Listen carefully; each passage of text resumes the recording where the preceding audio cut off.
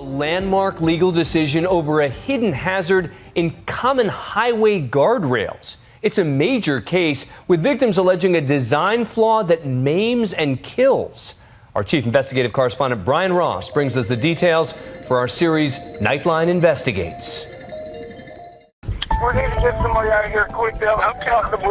Today's verdict comes after a growing number of cases in which highway guardrails meant to protect instead killed or almost killed. All right, sir, I'm trying to locate you. It was just after midnight when Jay Traylor of North Carolina hit a guardrail head-on after nodding off. I'm really died. All right, we're trying to get some help. The long steel rail, seen in this photo from the back of the vehicle, sliced through Traylor's SUV like a thick, sharp spear, and then cut off both of his legs. I've lost my legs in a wreck. Are you saying you've lost both your legs, sir? Yeah.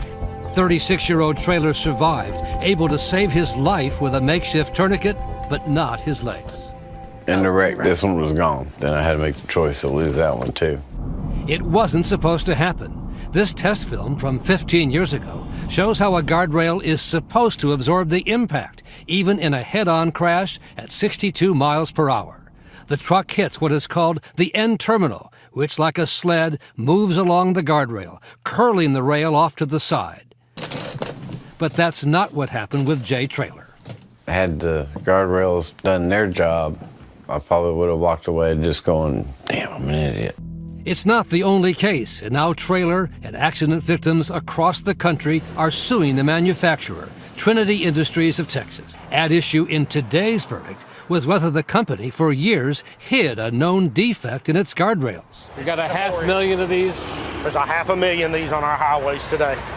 The lawsuit was brought by a competitor of Trinity, Josh Harmon, who says that the company tried to save a few dollars by quietly making a small change of just an inch, from 5 inches down to 4 inches, in the original design of its end terminal, which, he testified, created a significant flaw.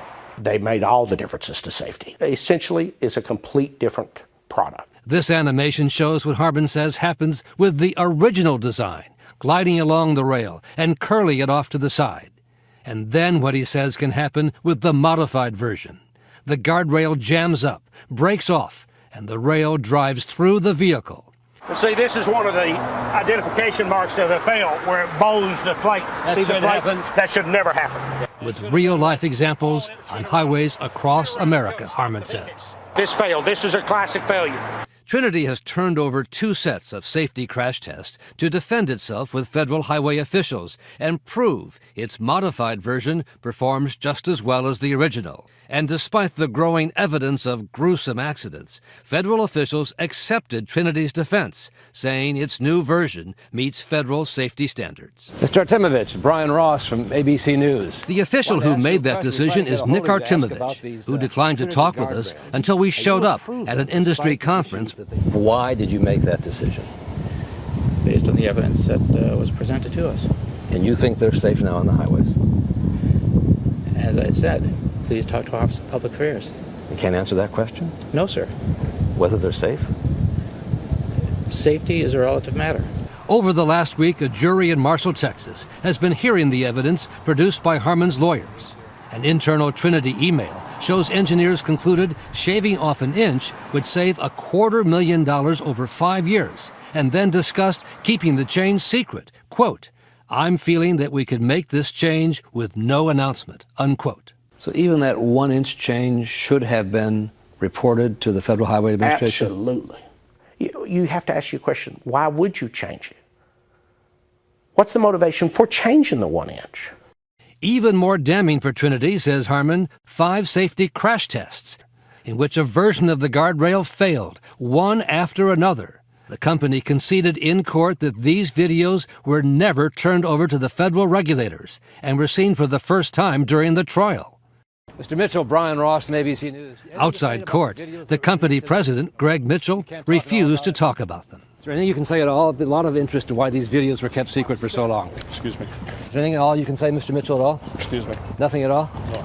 Company officials later testified the tests were for an experimental use on a curved rather than a straight guardrail, so there was no need to reveal them.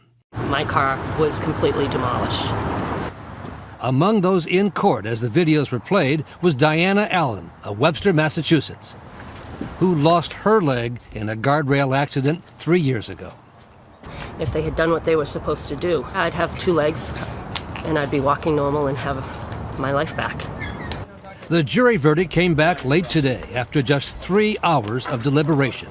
An award of $175 million and a finding that the company made false statements to the government. Harmon and his lawyers said the $2 email and the new videos were the key to the case. I think it's a great thing for drivers on the American highways because for 7 years, Trinity has refused to tell the American public about the changes they made and about the fact that the changes were killing people. The jury has sent the message, and it's loud and clear. They committed fraud. Do something about it.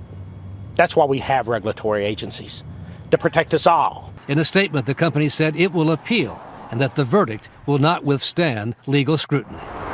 But the Texas jury decision now raises the question of whether the tens of thousands of Trinity guardrails currently on American highways should be recalled. 3 states, Nevada, Massachusetts, and Missouri, have for the moment stopped their use, and a 4th state, Virginia, is threatening to do so this week.